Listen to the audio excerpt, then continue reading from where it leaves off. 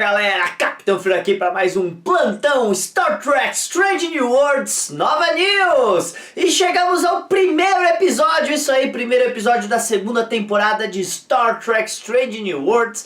Temos basicamente todos os tripulantes voltando para esse episódio. Então temos aí, também vimos aí a chegada da nova engenheira-chefe. Então vamos lá. Gente, no momento dessa gravação o episódio está com uma nota 8.4. O nome do episódio é Broken Circle e ele está se passando no ano de 2260.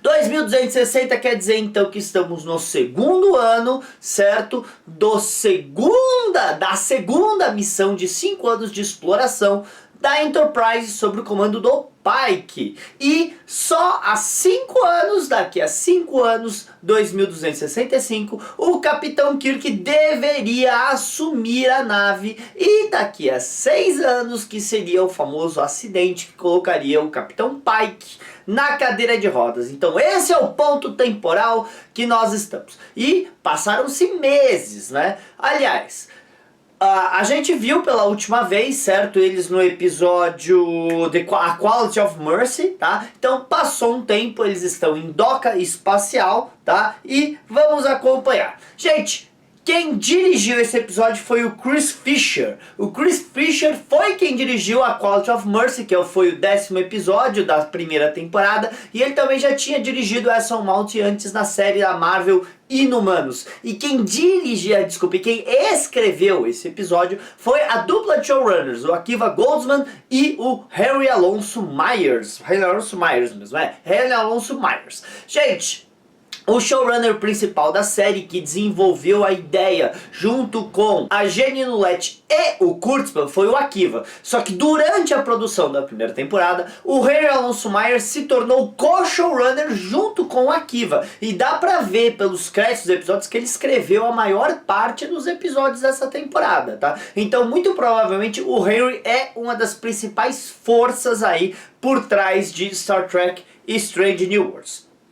Gente, a história, né, o plot da história, a gente vai ter, olha, no começo o Pike tá fora basicamente do episódio, ele tá indo atrás de uma advogada que aceita o caso da Una, então é o que a gente vai ver no próximo episódio, né, Perastria Peraspera, né, que é o próximo episódio que a gente tem aí de Star Trek Strange New Worlds, segundo episódio. Aliás, gente, o episódio que eu e o Luiz colocamos no ar ontem, chutando o plot do episódio, tentando discutir, a gente gravou algumas semanas atrás, exatamente para colocar no ar um dia antes, então ainda não tinha todas essas fotos dos episódios que tem por aí, por isso que a gente deu umas erradinhas por aí, tudo bem?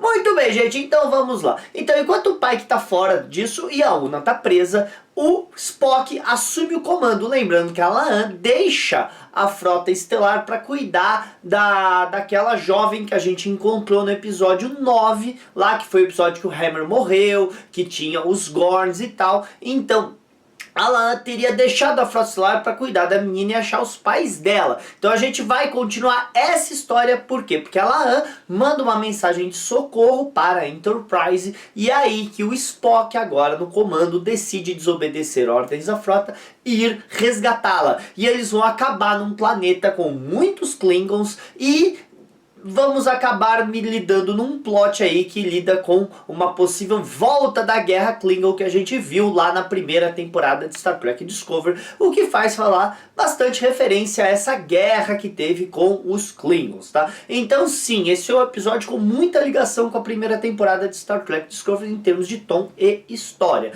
mas é claro que estão seguindo os nossos personagens e eles também dão uma ideia de o que cada um estava fazendo durante essa guerra, tá? Principalmente deu pra ver que tanto o M'Benga quanto a Chapel tiveram alguma participação nessa guerra que ainda não deixou claro. E realmente, se você for colocar quem são os personagens de destaque desse episódio, apesar de cada personagem ter o seu pequeno momento, sem dúvida nenhuma é o Spock por estar no comando da Enterprise e o M'Benga e a Chapel que vão se infiltrar numa nave lá que vai estar todo no plot. Então muito do plot é dedicado ao M'Benga e a Chapel. Muito bem, gente, então basicamente tá no plot da história, sem dar muito spoiler e sem adentrar, é isso. Olha, gente, Eu já falei aqui no canal, nos reviews várias vezes, que pra mim isso é um outro universo, tá? Eu sei que eles afirmam que estão no canon da série clássica, mas se você for levar o canon da série clássica à risca, fica muito difícil levar a sério esse universo de Strange Worlds. Então, pra mim, a maneira que eu encontrei de desligar isso e ver é colocar eles num outro universo, o universo Star Trek Discovery, um universo paralelo e vai. Agora, se você pergunta, mas Fernando, por que Star Trek Picard, terceira temporada, tanto visualmente quanto em termos de história, encaixa tão bem com o canon pré-estabelecido lá na nova geração da série clássica, e por que Strange New Worlds não encaixa tão bem assim, nem visualmente e nem em história? Produtores diferentes. Gente, a terceira temporada era produzida pelo Terry Matalas, fã, e não só fã, mas tipo, ele realmente tem uma devoção pela era Gene Roddenberry Berman de Star Trek. Ele já deu entrevistas disso, como eles falam, ele tem Trek no DNA dele. Então, as escolhas dele são essas. As escolhas claramente do Akiva Goldsman, que desenvolveu a série, não era seguir cegamente e arrisca o canon. Então, é uma coisa de produtor. Agora, isso não quer dizer qualidade de história. Algumas pessoas gostaram, tanto que o episódio tá com uma nota alta. Outras pessoas que eu conheço, não gostaram. Acharam um absurdo, acharam que as escolhas que eles fazem pro Spock são erradas. Olha, eu acho que espaço para opinião tem para todo lado. Tá certo, olha, eu gostei de muita coisa que eles fizeram com Spock? Não vou falar. Agora, achei o episódio ruim? Também não. Achei o episódio bom. Eu posso gostar de um episódio e não gostar de escolhas dos personagens, dos roteiristas ou até dos atores, tá? Eu consigo ter dualidade. Eu não sou nem totalmente pra esse lado, nem totalmente pra esse outro lado. Eu consigo viver olhando o que é bom e o que é ruim. Eu acho o problema de tudo no mundo é os extremistas. Eu acho esse o problema de tudo. E é assim que eu consigo viver assistindo Star Trek, gente, tá? Principalmente com muita coisa que não me agrada, mas eu consigo assistir dessa maneira. Gente, só queria colocar, a gente teve aí a participação de uma nave da Federação que eles falaram que era uma classe Crossfield. Gente, a classe Crossfield é a classe da Discovery, só que essa nave que a gente viu é muito diferente da Discovery, tirando a seção disco. Aí vai...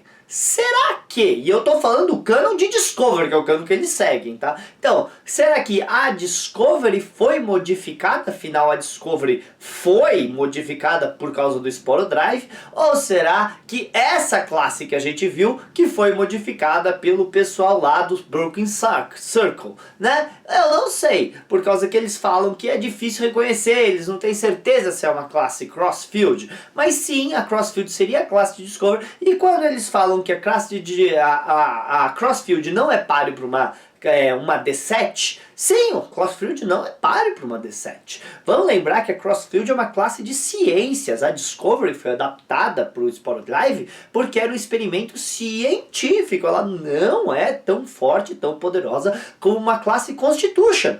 A própria Michael fala isso para Tilly durante a primeira temporada de Discovery, que as grandes naves da classe Constitution são o Oborogodô da frota estelar, tá? E não a classe Crossfield, que é a classe da Discovery. Tudo bem? Outra coisa que também é interessante é que a gente conheceu a personagem da Carol Kane, a comandante Pelia. Pelo menos foi assim que a dublagem, eu escutei pela dublagem, eles chamaram de Pelia, tá? E a gente também descobriu que ela não é humana, ela é de uma raça chamada Lantanita. Mas eu anotei essa classe, eu não consegui pegar. Tudo bem? E, gente, pra fechar, o episódio é dedicado à memória da Nichelle. Então, eu achei bonitinho. Demorou? Demorou pra dedicar um episódio à memória dela, afinal... Nichelle nos deixou já faz meses, mas pelo menos dedicaram um episódio à memória dela, um episódio que a Célia Goodwin, que faz o Horror Hoje, tem uma participação legal, importante.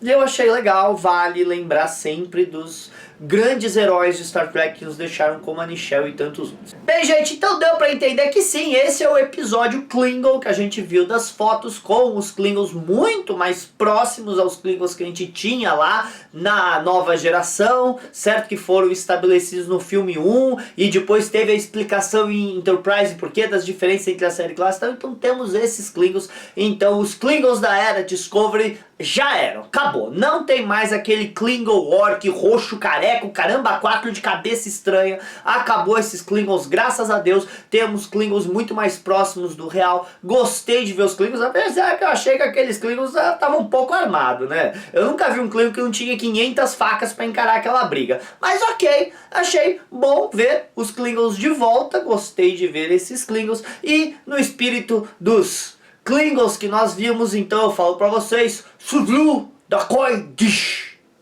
Kapla!